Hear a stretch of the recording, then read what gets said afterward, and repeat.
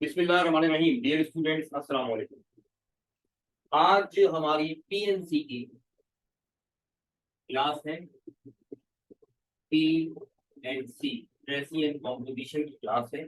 और Tracy and composition की class में हमने प्रीवियसली कंप्लीट कर लिया है सब्जेक्ट वर्ब अग्रीमेंट का टॉपिक, जो कि सेंटेंस करेक्शन के लिए एडवांस लेवल तक कंप्लीट करना जरूरी था। हमने एडवांस लेवल तक कंप्लीट कर लिया और आज हम एक नया टॉपिक स्टार्ट कर रहे हैं। आप तमाम लोगों के कंसेंसस से सबकी यूनानिमसली यही ओपिनियन थी कि कॉम्बिनेशंस ऑफ टेंसेस के बारे में बताएं। कॉम्बिनेशंस ऑफ टेंसेस ये एक ऐसा टॉपिक है जो राइटिंग स्किल के लिए भी बहुत इंपॉर्टेंट है और पीएनसी में सेंटेंस करेक्शन में भी बहुत इंपॉर्टेंट समझा जाता है। कॉम्बिनेशंस ऑफ टेंसेस में हम प्रीवियसली जो रिकॉर्डेड क्लासेस आपको मिली है उनमें पास्ट प्लस पास्ट का हम डिटेल में कर चुके हैं, यानी पास्ट फॉलोज पास्ट, ये हम डिटेल में कर चुके हैं। मैं उसका एक छोटा सा रिव्यू करके आगे बढ़ूंगा। कुछ कॉम्बिनेशंस और हैं इसके अलावा, ठीक है। हाँ भाई, सही कह रहा हूँ, बताइएगा, चैट में बताइएगा ये करना है क्या हो गया। ये शुरू से करवाऊं, ये करना है, चैट में नजर है मेरी, आप बताइए, मैं चैट में देख रहा हूँ आपका आंसर। अच्छा, तो ये कह रहे हैं रिव्यू करवा दें, ठीक है। एक ने कहा है, बाकी लोग क्या कह रहे हैं?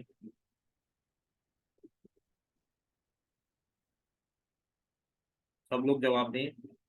फाउंडेशन में तो है ये, बिल्कुल ठीक है, फाउंडेशन में है ये, करवा चुका हूँ मैं फाउंडेशन। जिन लोग फाउंडेशन पढ़ी है उनको मालूम है। और बताइए, मरियम आप बताइए।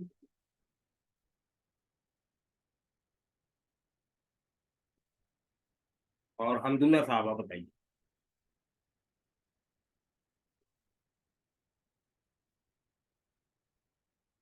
मरियम और हमदुल्ला साहब समझ ही नहीं आ रहा। ये यस सर, फाउंडेशन लेक्चर तो देखे थे, ठीक है।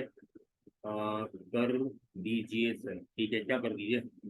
अच्छा सर, क्वेश्चन रिपीट कर दें। क्वेश्चन ये है कि हम जो टॉपिक आज स्टार्ट किया है कॉम्बिनेशन ऑफ टेंसेस का, कॉम्बिनेशन ऑफ टेंसेस में पास्ट प्लस पास्ट ये हम करें या नहीं। क्योंकि देखिए, ये वो टॉपिक है जो मैं फाउंडेशन कोर्स में भी करवा चुका हूँ और ये वो टॉपिक है जो इस लेक्चर में भी है। इस लेक्चर में क्या मतलब, हाँ, पीएनसी के जो रिकॉर्डेड लेक्चर्स हैं उनमें मौजूद है। हाँ, पीएनसी के जो रिकॉर्डेड लेक्चर्स मैंने सेंड किए थे आप लोगों को, उनमें भी ये टॉपिक मौजूद है। तो मैं एक रिव्यू हल्का सा कर लेते हैं, ठीक है ना। अगर कोई कहेगा तो फिर मैं नेक्स्ट करवाएं, बिल्कुल सही है। देखो ये किरण ने कहा ना नेक्स्ट करवाएं, मैं इसका एक छोटा सा रिव्यू कर दूं, उसके बाद फिर नेक्स्ट टॉपिक पर आता हूं, नेक्स्ट कॉम्बिनेशन पर आता हूं। रिव्यू ये था जनाब कि ये कुछ कॉम्बिनेशन है। एक, दो, बहुत फास्ट रिव्यू कर रहा हूँ। किसी को डिटेल चाहिए तो मुझे बता दीजिएगा। रिकॉर्डेड लेक्चर तो मैंने पीएनसी के दिए थे, दोबारा दे दूंगा मैं। हाँ, तो हमने कहा था अगर किसी कॉम्प्लेक्स सेंटेंस में एक क्लॉज सिंपल पास्ट टेंस का हो, यानी पास्ट इंडेफिनिट का, तो दूसरा क्लॉज हमेशा या तो पास्ट कंटिन्यूअस का होगा या पास्ट प्रोटेक्ट का होगा, ठीक है। और इसकी एग्जांपल मैं देता हूँ आपको, एक एक एग्जांपल देता जाता हूँ। जैसे मैं कहूँगा कि when I entered the room. He was watching movie. ठीक है, तो ये पास्ट सिंपल यानी पास्ट इंडेफिनिट और पास्ट कंटीन्यूअस का कॉम्बिनेशन हो गया।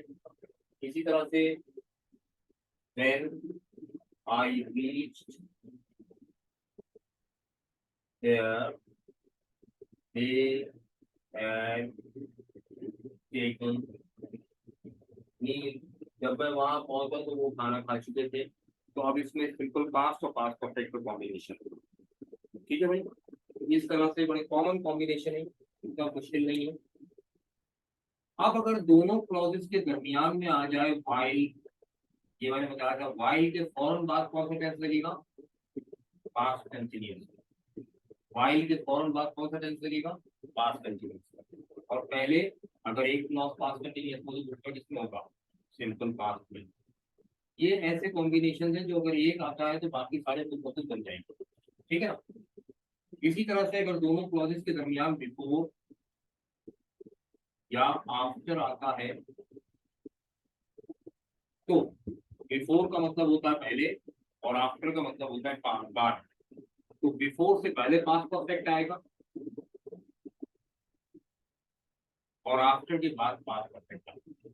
पास्ट परफेक्ट आता वही है जहाँ पास्ट ऑफ द पास्ट की बात हो, तो जो काम पहले हुआ वो पास्ट परफेक्ट। तो बिफोर से पहले पास्ट परफेक्ट आएगा और बिफोर के बाद पास्ट परफेक्ट आएगा, आफ्टर के बाद पास्ट परफेक्ट आएगा। ठीक है, जिनके पास लिंक नहीं है रिकॉर्डेड लेक्चर्स के उनको मैं सेंड करूंगा लिंक। तो बिफोर से पहले पास्ट परफेक्ट और आफ्टर के बाद पास्ट परफेक्ट। अब अगर एक क्लॉज पास्ट परफेक्ट हो तो दूसरा किसमें होगा, सिंपल पास्ट में। तो ये सिंपल पास्ट आ जाएगा। यहाँ पे भी एक क्लॉज पास्ट परफेक्ट है तो दूसरा किसमें होगा, सिंपल पास्ट में। ये सिंपल पास्ट आ गया। मैं एग्जाम्पल दे दूँ, एग्जाम्पल बड़ी आसान है। लाइक इफ आई से निकाल दूँ, हाँ ये वाली एग्जाम्पल निकाल दूँ फिर मैं आगे एग्जाम्पल। ठीक है, अच्छा अब देखिएगा अगर मैं यूं कहूँ कि she burned her hand while she was baking bread। जब वो रोटी पका रही थी तो उसका हाथ जल गया। तो she was baking bread past continuous है और ये she burned her hand past indefinite है। बीच में while नजर आ रहा है आपको, while के बाद पास्ट कंटीन्यूअस आता है या while के बाद पास्ट कंटीन्यूअस आ रहा है। ठीक है भाई, इसी तरह से इसकी एग्जांपल देता हूं मैं आपको कि he हाँ he entered the classroom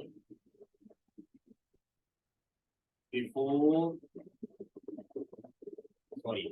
after the lecture had finished। अब लेक्चर खत्म हुआ, पहले पास्ट परफेक्ट में आ गया, द लेक्चर हैड फिनिश्ड। उसके बाद क्या हुआ, ही एंटर्ड द क्लासरूम, वो दाखिल। आफ्टर के बाद पास्ट परफेक्ट आएगा और पहले पास्ट। ठीक है, अब इसी की मैं दूसरी एग्जांपल देता हूँ आपको। He entered the classroom after the lecture had finished. अगर मैं इस तरह कर दूं, द लेक्चर हैड फिनिश्ड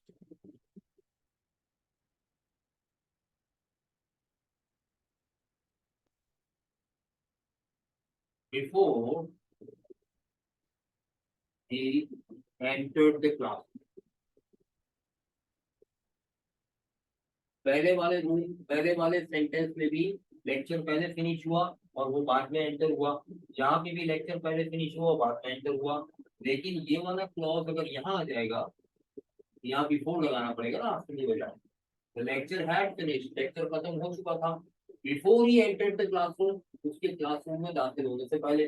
और यहाँ हम कह रहे हैं ही एंटर्ड द क्लासरूम, वो क्लासरूम में दाखिल हुआ after the lecture had finished, lecture खत्म होने के बाद। दोनों सूरतों में पहले लेक्चर फिनिश हुआ है तो ये वाला क्लॉज पास्ट परफेक्ट रहेगा, लेकिन आफ्टर के बाद पास्ट परफेक्ट आएगा, बिफोर से पहले पास्ट परफेक्ट आएगा। ये बताना चाहूँ।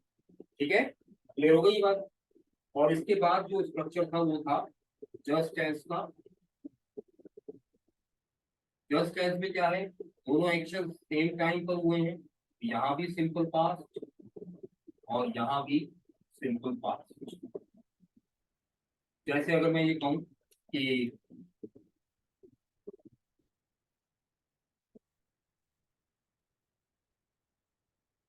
The child began right just as his parents went away। जैसे ही उसके पेरेंट्स गए उस बच्चे ने रोना शुरू कर दिया। अब इसका मतलब ये कि दोनों एक्शन एक साथ में हैं, पेरेंट्स गए और बच्चा रोया, दोनों काम एक साथ हुए हैं, तो यहाँ जस्ट एज ने क्लियर कर दिया कि दोनों तरफ सेम टेंस रहेगा। ठीक है भाई, ये मैंने स्ट्रक्चर बताया। कोई कंफ्यूजन?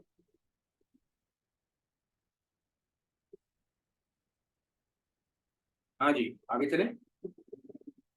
अच्छा, क्लास डिस्कनेक्ट हो जाए तो कहीं कोई जाएगा नहीं, मैं दोबारा कनेक्ट होगा। अगर टॉपिक कंप्लीट नहीं हुआ और क्लास डिस्कनेक्ट हो गई तो 5 मिनट वेट कीजिएगा, 5 मिनट बाद मैं दोबारा कनेक्ट हो जाऊंगा और क्लास कंटिन्यू करूंगा। लेकिन अगर टॉपिक कंप्लीट हो गया उससे पहले तो बहुत ही अच्छी बात है। ठीक है, अब ये कोशिश करूंगा मैं ऑल्टरनेट डेज में इंशाल्लाह रेगुलरली क्लास होती रहे, ताकि आपका हर जो हुआ है वो अपना हो अभी। ठीक है, अच्छा जी, मिटा रहा हूँ मैं। डोंट वरी, क्लास रिकॉर्ड हो रही है। कल वाली क्लास, परसों वाली क्लास भी रिकॉर्ड हुई थी। आप लोगों की तो हुई नहीं थी, लाइव चली गई थी। असल में कराची में तूफानी हवाएं चलना शुरू हो गई थी, आंधियां आ गई थी, तो वो कराची इलेक्ट्रिक वालों ने लाइट बंद कर दी थी।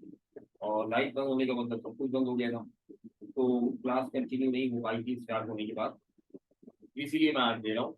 इंशाल्लाह परसों फिर क्लास होगा और हो सकता है कल ले लूँ। मैं पहले से बता देता हूँ, आपको पता है। अब देखिएगा, एक स्ट्रक्चर मैंने और करवाया था, प्रेजेंट फॉलोज पास्ट। अब ये प्रेजेंट के साथ पास्ट किस तरह से आया? ठीक है, प्रेजेंट के साथ पास्ट कैसे कंबाइन होगा, तो ये इंग्लिश में ये तो स्ट्रक्चर ही ऐसे हैं।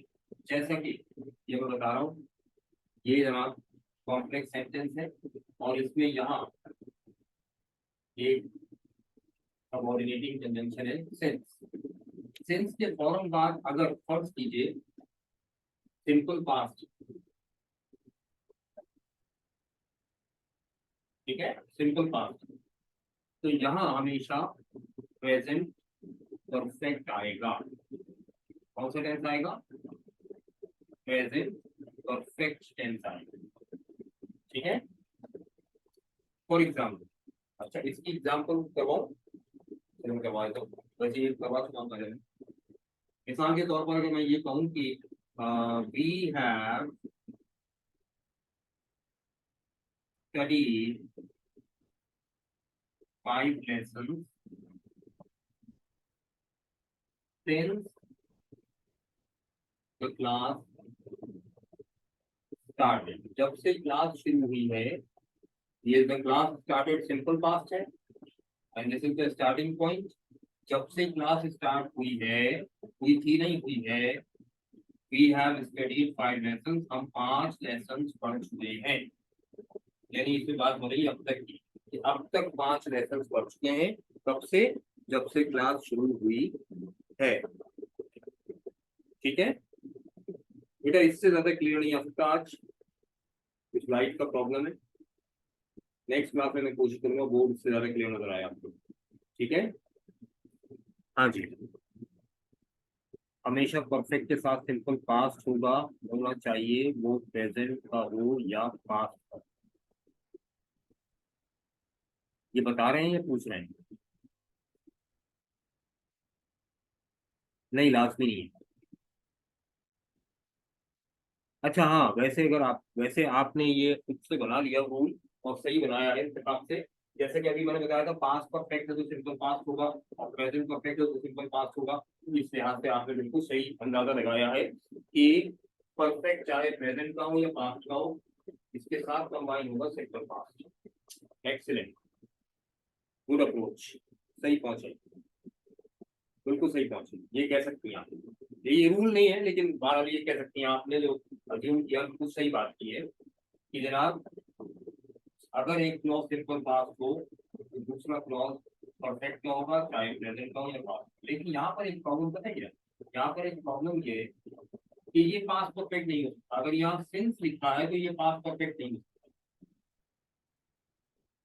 अगर यहाँ सिंस है और स्टार्टिंग पॉइंट है सिंपल पास्ट है, तो यहाँ पास्ट परफेक्ट नहीं होता, प्रेजेंट परफेक्ट ही होगा। ठीक है, क्योंकि यहाँ इनडायरेक्टली अब तक का कॉन्सेप्ट है।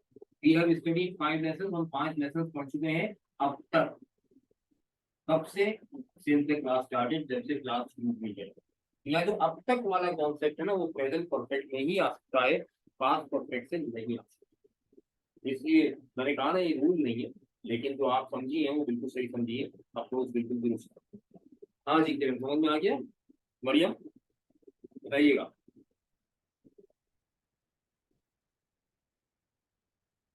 ओके, ठीक है,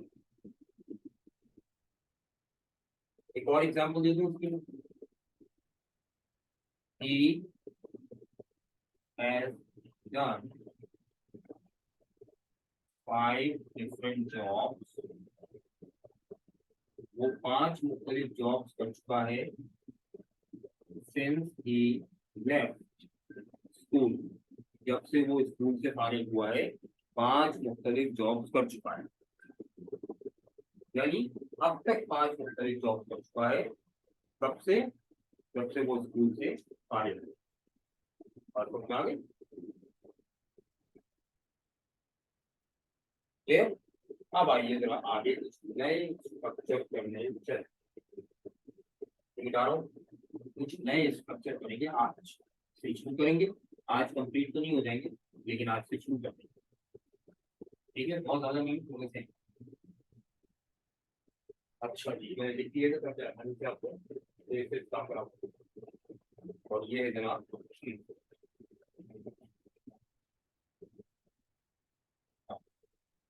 ये है जनाब प्रेजेंट। मैं बड़ा लिख रहा हूँ ताकि क्लियर नजर आए आपको। Follows future. अगर किसी वजह से अचानक डिस्कनेक्ट हो जाए तो 5 मिनट वेट कीजिएगा, दोबारा होगा। Present follows future. अब ये प्रेजेंट के साथ फ्यूचर की तरफ है। तो देखिए, यहाँ पर सबसे बड़ी पहचान क्या है, वो ये सबऑर्डिनेटिंग कंजंक्शन के तौर पर, सबऑर्डिनेटिंग और कोऑर्डिनेटिंग कंजंक्शन होते हैं।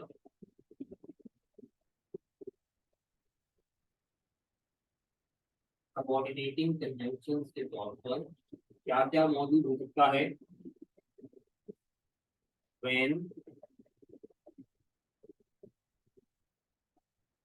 as soon as,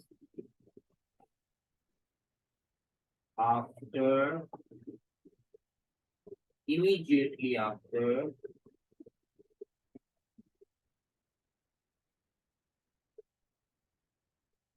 and once, etc. वगैरह। ये वो सबऑर्डिनेटिंग कंजंक्शन है जो आ सकते हैं इनमें। ठीक है, अब स्ट्रक्चर क्या होगा? देखो भाई, एक क्लॉज प्रेजेंट में और दूसरा फ्यूचर में। ठीक है, मैं एग्जांपल्स के जरिए समझा रहा हूँ। जैसे नंबर 1 देखिए, टेंस आप पहचान जाएंगे क्या है। I will teach you after I finish this work. अब देखो यहाँ पर क्या हुआ, आफ्टर आ रहा है तो आफ्टर के पास परफेक्ट की निशानदेही करता है, लेकिन आफ्टर के साथ साथ हमें ये भी देखना है क्या कोई सिंपल पास्ट कनेक्टेड है दोनों तरफ, किसी एक तरफ। क्या कोई पास्ट कनेक्टेड है? नहीं। अगर ना इधर पास्ट है ना इधर पास्ट है, आफ्टर के बाद तो पास्ट परफेक्ट होना चाहिए, आफ्टर से पहले सिंपल पास्ट होना चाहिए। लेकिन यहाँ आफ्टर से पहले फ्यूचर है, या ये नहीं दिया हुआ, ये दिया हुआ है, आफ्टर के बाद प्रेजेंट है। तो ऐसी कंडीशन में पास्ट परफेक्ट वाला स्ट्रक्चर नहीं बनेगा, बल्कि आफ्टर के बाद, आफ्टर सबऑर्डिनेटिंग कंजंक्शन है, आफ्टर के बाद हमेशा प्रेजेंट सिंपल आएगा, यानी प्रेजेंट इंडेफिनिट आएगा, और पहले हमेशा सिंपल फ्यूचर यानी फ्यूचर इंडेफिनिट आएगा। हाँ जी, ये स्ट्रक्चर बन गया ना, ठीक। ऐसी कंडीशन, एक फ्यूचर और एक प्रेजेंट कंबाइन होगा। एक और एग्जांपल दे रहा हूं मैं आपको।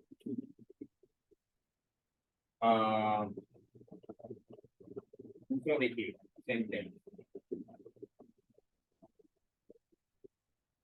द टीम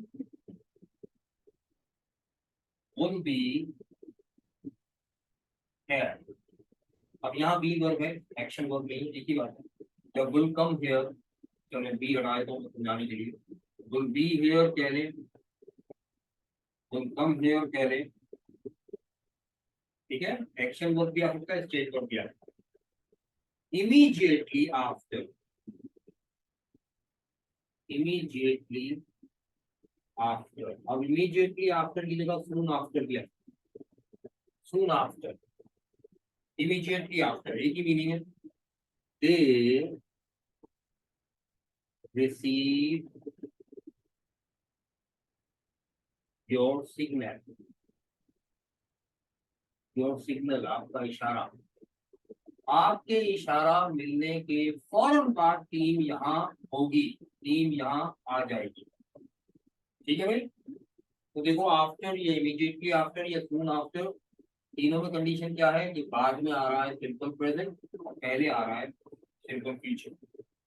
सही है भाई। ये स्ट्रक्चर अगर समझ में नहीं आया तो सवाल कर लो फौरन, मेरी नजर चेक करें इस वक्त, जो भी सवाल है जल्दी से करो।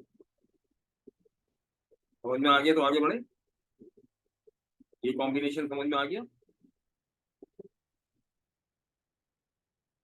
क्लियर हो गया, very good very good, excellent, very good, सही। अब इसके बाद एक और सेंटेंस देखिएगा इसी तरह का, इसी कॉम्बिनेशन, मैं एग्जाम्पल देकर समझा रहा हूँ इसीलिए, ताकि कोई कंफ्यूजन क्रिएट ना हो और टाइम भी बचे। She will help her mother as soon as she completes her assignment। अच्छा, as soon as का क्या मतलब होता है? जैसे ही। as soon as का क्या मतलब होता है? जैसे ही। ये दो स्ट्रक्चर है, as soon as और as long as। as soon as का मतलब होता है जैसे ही, और as long as का मतलब होता है जब तक। सही है भाई, याद रहेंगे।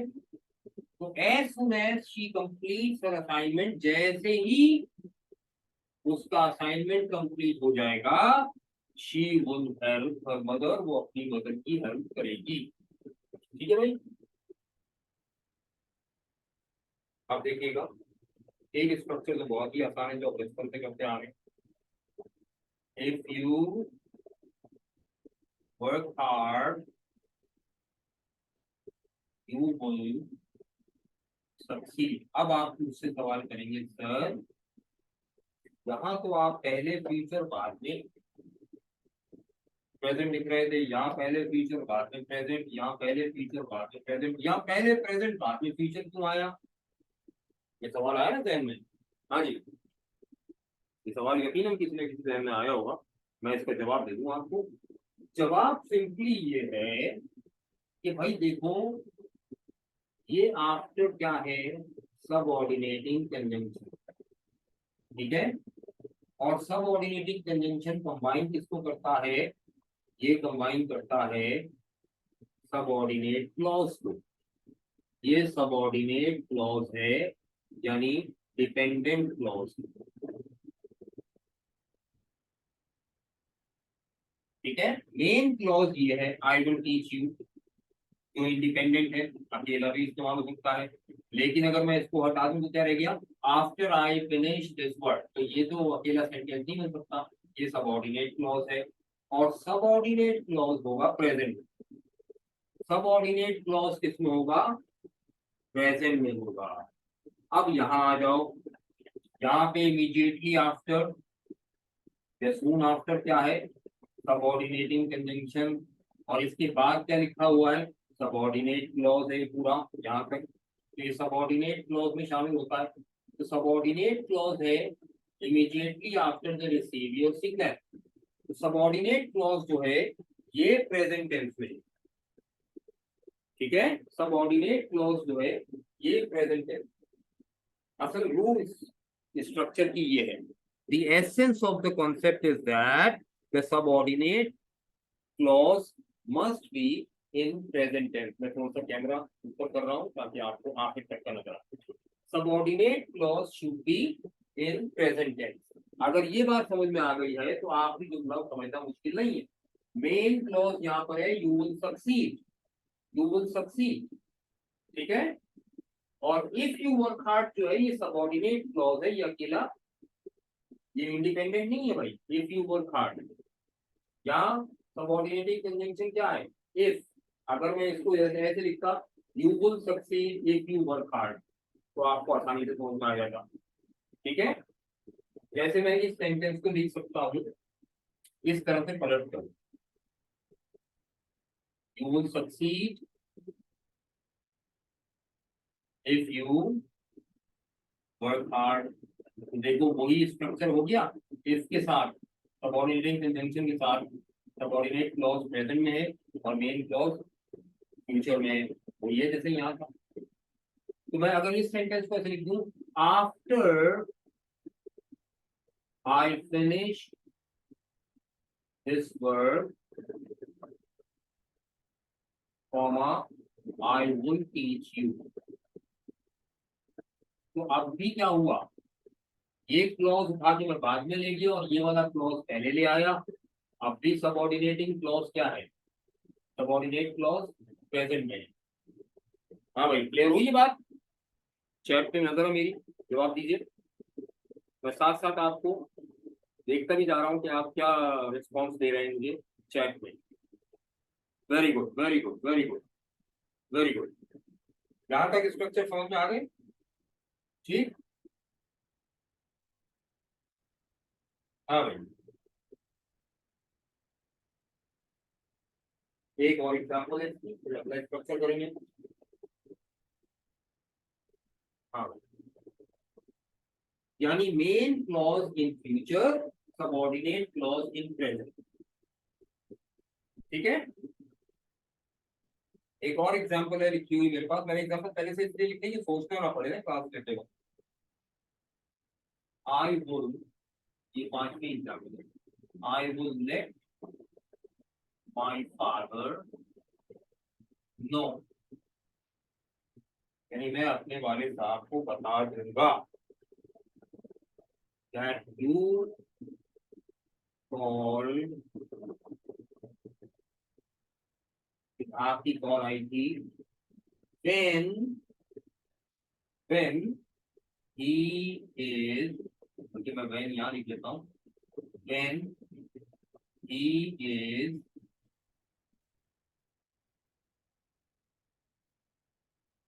Back home. अब यहाँ सबऑर्डिनेटिंग क्लॉज कौन सा है, जल्दी बताओ, यहाँ सबऑर्डिनेटिंग क्लॉज कौन सा है, इस जुमले में सबऑर्डिनेटिंग क्लॉज कौन सा है, जल्दी से बताओ भाई। हाँ, तो सबऑर्डिनेटिंग क्लॉज ये नहीं है दैट यू कॉल्ड ना, दैट यू कॉल्ड किसी मेन क्लॉज का हिस्सा है। I will let my father know that you called, ठीक है। सबऑर्डिनेटिंग क्लॉज ये है व्हेन ही इज बैक, और ये प्रेजेंट हमेशा ही है। जब वो वापस आएंगे तब बता दूंगा, क्या बता दूंगा, हाँ, व्हेन से नेक्स्ट वाला। वेरी गुड, वेरी गुड, और ये हमने सही पहचाना, ठीक है। और ये इनवर्स पैटर्न और फॉरवर्ड पैटर्न, वेरी गुड। इसका मतलब मेरा लेक्चर याद है आपको, इनवर्स पैटर्न और फॉरवर्ड पैटर्न बनाए थे। तो अगर मैं मेन क्लॉज पहले लिख रहा हूं और सबऑर्डिनेट क्लॉज बाद में लिख रहा हूं तो ये फॉरवर्ड पैटर्न है, और अगर मैं सबऑर्डिनेट क्लॉज पहले लिख रहा हूं और मेन क्लॉज बाद में लिख रहा हूं तो ये इनवर्स पैटर्न है। इससे फर्क कोई नहीं पड़ता,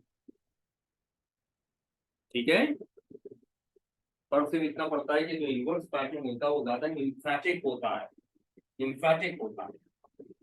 यहाँ तक आज का लेक्चर समझ में आया आपको? कोई कंफ्यूजन?